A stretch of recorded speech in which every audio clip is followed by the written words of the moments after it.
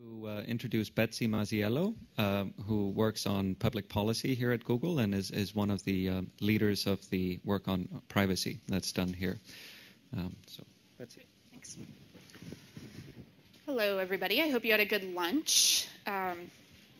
So there was a bit of a misintroduction there. This is not going to be a technical talk. I actually usually give this talk to lawyers. And I thought it would be interesting for all of you to see how the issue of privacy is presented to a group of lawyers. I myself am not a lawyer. I was a computer scientist as an academic, and here at Google I'm on the policy team. So I interface between the legal team and our engineers for the most part. So with that bit of context, I'll go ahead and get started. Typically when you start talking to a group of policy makers or lawyers about privacy, the way that the discussion gets framed is often, companies need to collect all this data about their users, and they need to do this to serve ads. It's an economic imperative, right? If they don't collect the data, they won't exist. But collecting this data creates a problem for their users. It violates their users' privacy. And I find the frame of privacy in that context particularly unhelpful to the discussion. And so I often like to start by talking about what we can learn from data. Right? And I think everybody in this room, I'm probably preaching to the choir for the most part, that you guys are going to be much more familiar with the examples I'm going to talk about than the groups I usually talk to. But there's an interesting trade-off between privacy and knowledge that is not often acknowledged within the policy communities. Right? And so there's a reality that by collecting information, we actually learn a fair bit about ourselves, about the world, about society, and how to make things better. So being at Google, being at a search company, one of the questions we ask is, what can we learn from search data? It's a pretty white box. I don't know that the founders had anything that complex in mind when they started out. I think they wanted to find information, right? But today, we can actually learn a tremendous amount from what people are actually searching for. Right? And so I don't know how many people in the room are familiar with flu trends. Quick raise of hands, so I know how much introduction I have to give. Perfect. So you all vaguely know how this works. We look at historical search queries, we correlate them against data from the CDC, and we have this beautiful model that predicts flu outbreaks. We predict it faster than the CDC, something like 2 weeks faster, I think, and at roughly the same accuracy. Again, I don't think the founders really had this in mind when they built the service, and yet it's this powerful public social good that we're able to create.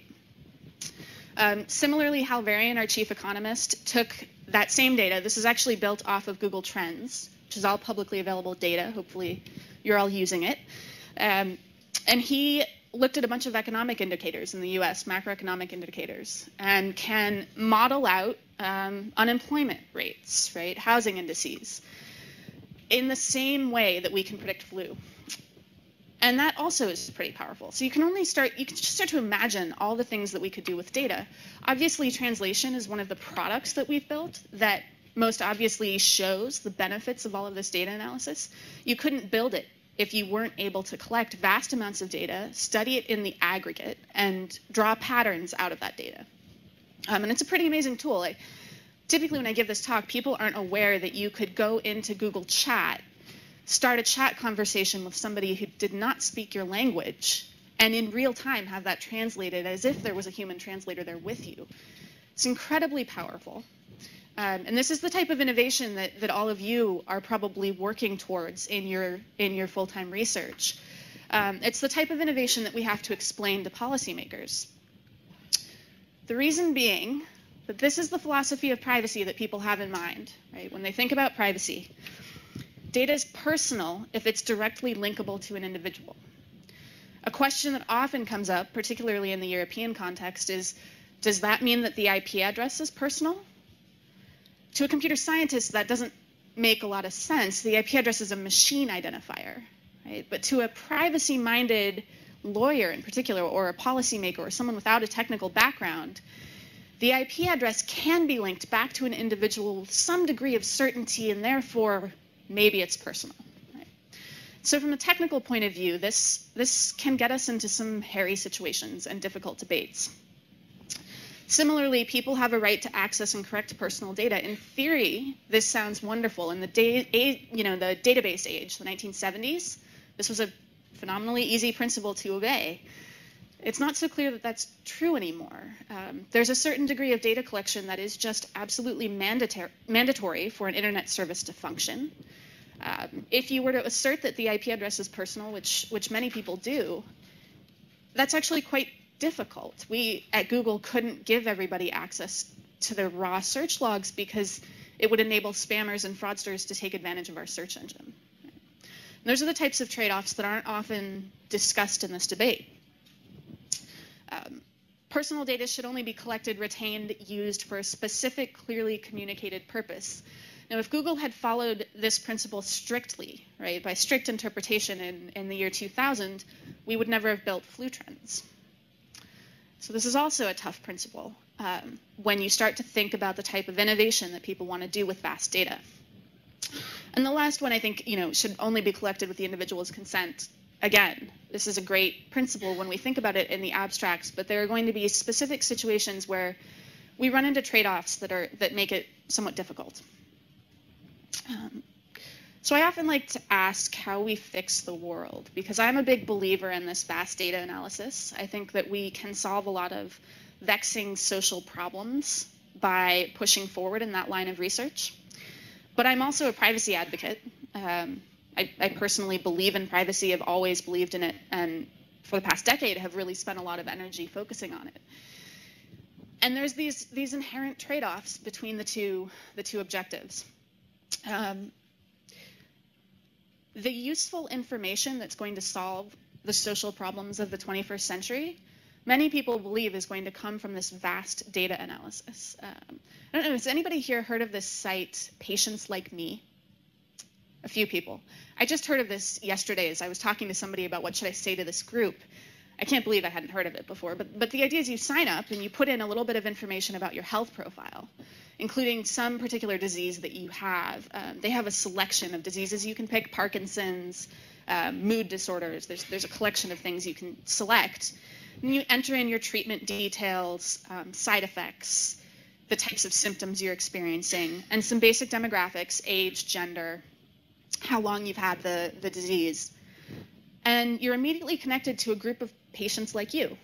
Right? So you can start to ask questions about, well, what does this medication do to you? What are the side effects that you have? How do you deal with it? And there's a really interesting shift happening there, right? Instead of the doctor being the curator of your personal health information, instead of having to rely on this person that you see maybe once a year for annual physicals, you have the ability to curate your own health information and to study your own health with a collective knowledge on top of that, right? So you're not just studying in isolation with generic information, it's with information about people like you. And that's tremendously powerful. This is the type of innovation that we are going to continue to see for the next decade at least. Who knows what comes after that. But at the same time, all of this data is about people and their behavior, right? Search is in some sense about behavior, you could argue. It's about questions that people are asking. The Patients Like Me data is all about people and their health situation. That creates a bit of a privacy risk. But when you think about what privacy risks actually correspond to, it's certain identification.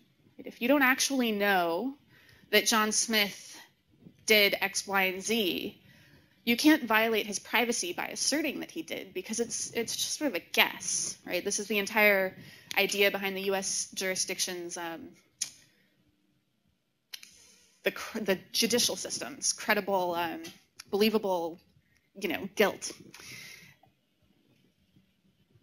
We need certain identification to be able to do something horrible to somebody's privacy, but on the other hand, we can do most of this vast data analysis with a certain amount of uncertainty.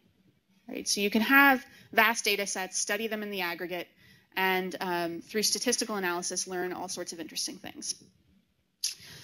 So I throw out typically a few research questions, but mostly I want to hear questions from you all. So I'll go through these relatively quickly. The first research question: how do we enable meaningful control in a world where we need this type of vast data analysis to advance society? This is a tough question. This is why Alfred laughed. Yes, these are really hard questions that we don't have answers to, and that we are looking for researchers like you guys to solve. The ones that I think are most interesting in this group are in bold. How do we balance giving users control over the data collection versus detecting and stopping abuse? So this question gets to the spam and fraud point, right? We need a lot of data we just absolutely need it to be able to operate these services, because if we don't have it, people will take advantage. But how do you enable people to meaningfully opt out if that's the situation that you're in, and still have a usable service, right? The second question, how do you give users fine-grained control over their data without overwhelming them with options? This is a question that is of increasing importance in the social world, right? You can see out of some of the criticism that Facebook gets for their settings pages, the type of challenge that we're dealing with here, right? How do you set such a vast array of privacy preferences that apply to any number of contexts, any number of groups of people, any number of timing situations, and do it in a way that the user actually can interact with, can engage with, and doesn't just say, man, this is too complicated, I'm turning it off. That's a really hard problem as well. You want to surface the right options, but who knows what the right ones are, because they vary by person. Very, very difficult question. The others on here are also interesting. I'm not going to talk about them too much. The second research question that I find pretty interesting is how to enable users to influence their self-representation online. And the word influence is pretty important here. This question is often phrased as, how do we let people control their self-representation online? And that word choice is very important because of a belief in free expression, right? I would argue that we don't want to let people control their self-representation, but we do want to give them the ability to influence it. Fix the mic there. So I'm going to talk through a few examples. Anyone heard of Stephen Fowler? One person. I had not heard of Stephen Fowler when I put this slide together, and I feel so sorry for this poor guy. Look at these top 3 hits. And you go to Yahoo or you go to Bing, and it's exactly the same. It's not like Google is discriminating against this guy. He was on some reality TV show. Something horrible happened. People decided he was the worst husband in the world, clearly. And then the third one is just horrible. His wife apologizes for having the worst husband in the world. This poor guy. You meet him and you go Google him and you never want to talk to him again. And so this is a tough situation. Probably a 30-minute segment on TV destroyed his reputation forever. There's an element of storytelling that goes into this, right? That social storytelling, that most of us will never meet Stephen Fowler. So does it really matter that his reputation is ruined if we're never going to meet him? Maybe, maybe not. But for the people that he does meet, it does matter. And so do you want to give Stephen Fowler the ability to influence how those folks that he meets see him and understand him? This example may be more familiar to all of you, the dog poop girl in Korea. Anybody? Bueller? No, really? So this is 2005. A woman in Korea got on a subway train with her dog, and the dog pooped on the chair. And she got up and left the train without cleaning up after her dog. And everybody on the train snapped photos of her with her cell phone. This is just when cell phones really boomed in South Korea. And they were all internet enabled. And so they uploaded the photos up to the internet. And within hours, this woman had been identified. Her reputation was destroyed. She dropped out of school. She moved out of Seoul, completely upended her life. Some of that's cultural within the Korean culture. But the query on this, dog poop girl, she's infamous, right? I think in Korea her name is pretty well publicized, although I don't speak in Korean, so I don't know. It's a similar question. In the United States, very few of us are ever going to meet this woman. And so does it matter that this is the perception we have of her? It's a really hard question there. But within Korea, her life was completely destroyed. And search engines and the ability to find information and organize it didn't really help. And so what can we do to help fix that? Talk through one more. This is Star Wars Kid. I'm not seeing recognition with this one either. This was a young teenage boy who got a lightsaber and started doing Star Wars-like actions. He recorded it. Somehow it made its way onto YouTube, not by his choice. And he became known as Star Wars Kid. It was one of these internet memes 4 or 5 years ago. And the interesting thing about Star Wars Kid, the BBC, and I you can't see the BBC article here, but the article about this kid on the BBC identified him by name. But if you go to his Wikipedia page, he's not identified by name. And the community of Wikipedians decided to be kind, in the words of Jonathan Zittrain, and not name this poor child, right, and let him go on and live his life. There's a couple interesting things to learn from that. One is that could we enable, through social mechanisms, the crowds to behave kindly to one another? How could we sort of start to temper the mob mentality that takes over when you've got crowds of anonymous users on the internet? Temper that and persuade people to be kind to each other in a reputational sense. Another question here is, could we do search engine optimization for people? And what are the trade-offs that we would run into if we wanted to do that type of solution for this? If you wanted to enable SEO for individuals, there's a bunch of trade-offs you would run into. Clearly, Facebook has been doing some of this. Some interesting questions. The third and last question I'm going to talk about is conveying privacy preferences to other users on the social web. This is related to the question of having an overwhelming set of preferences shown to you on a dashboard, but it's different because it's actually about this idea that people can violate my privacy without me even knowing it. Right? So someone can upload a photo of you on Facebook, and of course you maybe don't even know the photo's ever gotten up there, and before you know it, it's an internet meme and you're a Star Wars kid. I'm going to show a video, actually, to talk about this one. I make no, not supporting the organization at all. I just think the video is great.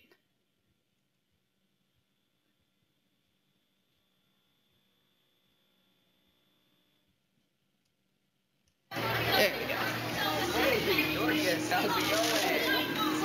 Oh, it's a letter for today. Maybe she wants us to get it. Sure. Read it. Read it. Read it. Read it. Read it. Read it. Read it. Read it. Read it. Read it. Read it. Read it. Read it. Read it. Read it. Read it. Read it. Read it. Hey, I think you dropped this.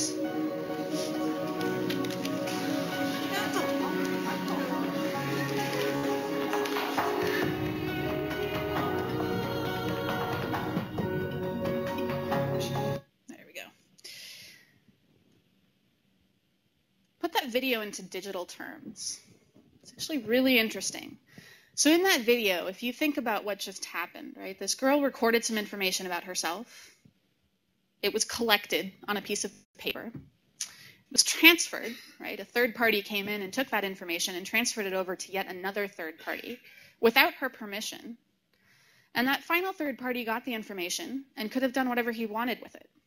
But he looked at this girl on the other side of the room, and she is conveying all sorts of discomfort, right? Her facial expression turns downward, her cheeks get red, she starts to cower in the corner. It's very clear that she's uncomfortable with what's happening. And so this final third party, the young boy, is able to understand just intuitively that this is not what this girl wants to happen. She doesn't want him to have that information. She doesn't want him to publicize it. And so he chooses not to. And part of what I think this is really important about this question is that when you look at the types of privacy violations that happen on the social web that are reported in the media today, there are these types of violations, right? So-and-so uploaded a picture of you and got shared around and you were tagged. I don't think that the users in those situations actually want to harm the privacy of the subjects, right? I don't think most of us are not out to take each other's privacy away and to embarrass each other, for the most part, as a general statement. But the web has not really enabled us to convey these types of social preferences to each other. So personally, when people tag me in photos on Facebook, I have to go untag myself and then email them and say, you know what, I don't really appreciate that. Please don't do it in the future. And then the result is they feel terrible about themselves, right? They feel very guilty. They're like, oh God, I'm so sorry. I didn't know. I really didn't mean to offend you.